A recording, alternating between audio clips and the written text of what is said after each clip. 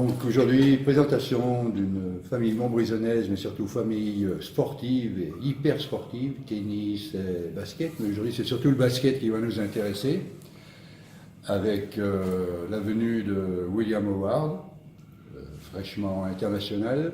Donc félicitations à William. Mais avant, il faut savoir qu'il y avait un vécu familial hyper important. Donc nous allons vous présenter, elle va se présenter, la maman. Bonjour, j'ai commencé le basket à Montbrison à l'âge de 7 ans.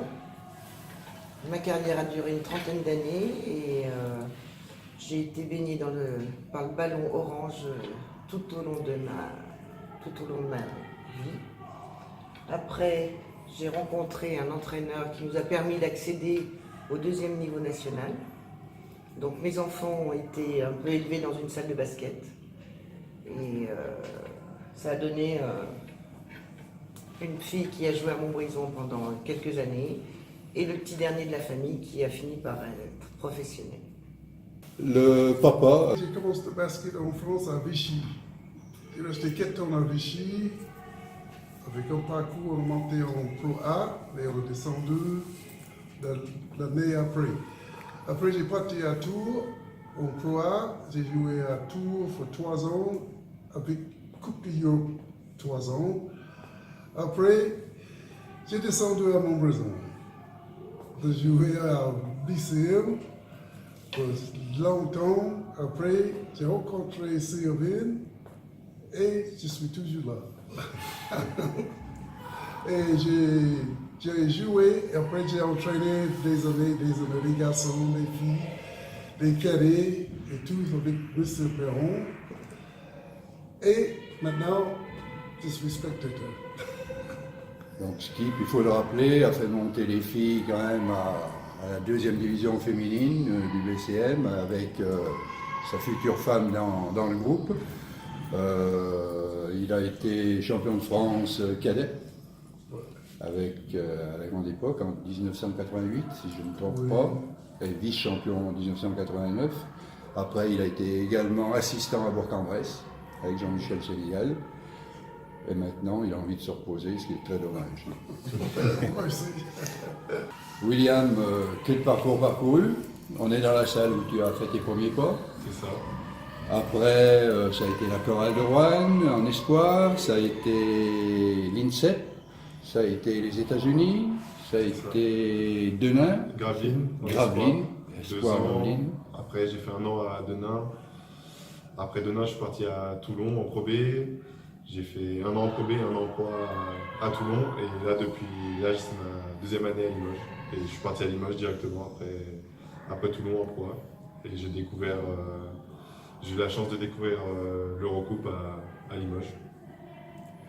Alors, de tout ce parcours, qu'est-ce que tu en retiens? Quelles sont les différentes étapes qui t'ont permis de te propulser à ce si haut niveau maintenant, à 25 ans, international A, après les sélections de jeunes et les sélections A prime? Qu'est-ce que tu retiens de ce parcours? Quels sont tes meilleurs moments? Comment... on va dire, dans les meilleurs moments, j'ai quand même le titre de champion de France Pro B avec le HTV. On avait vraiment un super groupe où sur et en dehors du terrain on était vraiment bien soudés et il y avait vraiment un super groupe de joueurs. Après c'est vrai que je suis en plein milieu de ma carrière, donc c'est vrai que faire un mini bilan maintenant c'est un peu tôt et j'ai jamais vraiment pensé. Pour le moment je me tourne plus sur le présent, c'est-à-dire ma saison à Limoges actuellement et le futur où j'aimerais découvrir le très haut niveau, c'est-à-dire faire une compétition, une vraie compétition européenne avec par exemple l'équipe de France, ça serait Coupe du Monde, les JO ou Championnat d'Europe. Et puis découvrir aussi l'Euroleague, j'aimerais découvrir le très niveau européen en club aussi. Bon, donc c'est bien d'être ambitieux. Sélection d'équipe de France A, comment on le vit quand on est appelé par Vincent Collet? Là, sur la dernière fenêtre, ça allait un peu mieux, mais c'est vrai qu'il y a 1 an et demi pour la fenêtre internationale en novembre, il y avait quand même pas mal de stress. Parce que on se dit, ça y est, c'est l'équipe de France, même s'il y avait beaucoup de nouveaux avec moi pendant la sélection. Il y avait quand même pas mal de stress avant d'y aller. Puis même pendant le stage, c'était assez compliqué, on va dire, parce que Vincent Collet, c'est vraiment un coach qui il connaît très bien son système, et il sait ce qu'il veut des joueurs. Et il a un sens du détail qui est vraiment, vraiment poussé. Et c'est vrai que c'était compliqué comme situation, parce qu'en 3-4 jours d'entraînement, on devait créer un groupe, trouver une alchimie entre les joueurs, même si certains avaient déjà joué ensemble, personne n'avait joué ensemble sous Vincent Collet, donc c'était assez compliqué. Et puis bon, moi je m'étais blessé, et la fenêtre d'après aussi c'était quand même dur, parce qu'après, entre-temps, on était retourné en club, et il fallait se rappeler des principes de l'équipe de France. Et du coup, c'était pareil, 3-4 jours de stage et un match, et c'est vrai que c'était pas évident, mais au final, maintenant qu'il y a eu la dernière fenêtre, là, moi, ça m'a fait des très bonnes expériences, et si je dois y retourner maintenant, je serais quand même plus détendu. Quand on a mis un pied, on a envie d'y retourner, l'ambiance est bonne, Ouais, quand on y a mis un pied, on a envie d'être pris à chaque fenêtre, parce que ça fait vraiment une très grosse expérience. On se retrouve avec les meilleurs joueurs français qui sont disponibles sur le moment, et on voit qu'il y a un très haut niveau aux entraînements, et puis il y a un très, très bon staff, et puis ça nous montre aussi autre chose.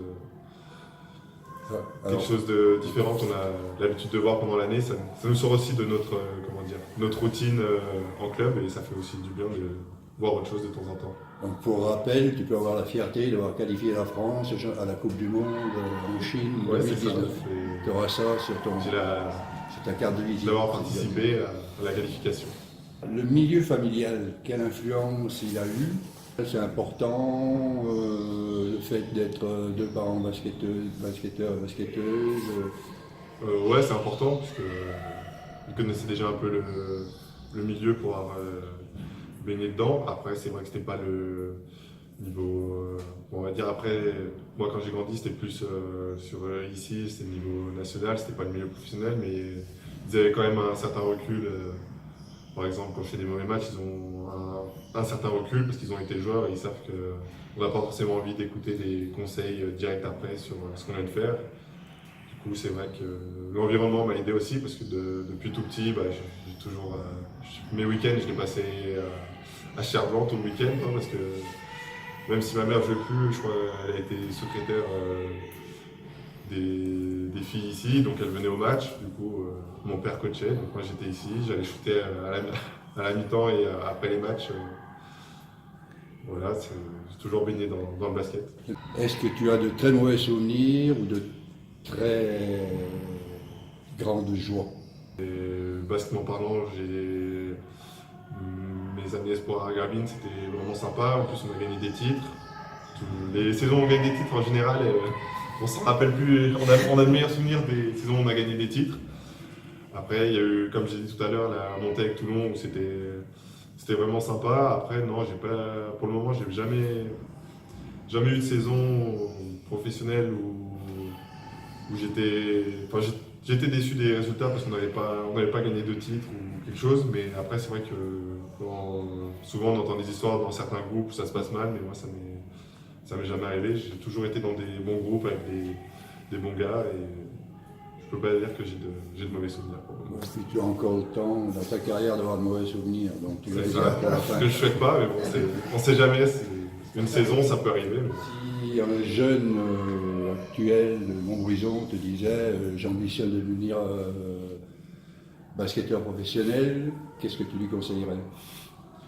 Je conseillerais de toujours prendre du plaisir en premier, parce que pour moi, dans le basket, c'est le plus important. Même si dans le basket professionnel, on sait que c'est un business, on est payé pour ça, que c'est un business. Il faut toujours prendre du plaisir, parce que je pense que si on ne prend pas de plaisir, après on n'a pas envie de se lever pour aller à l'entraînement. Donc l'objectif, le premier truc, c'est toujours prendre du plaisir et de croire en son rêve, qu'il puisse réaliser son rêve et qu'il s'en donne les moyens.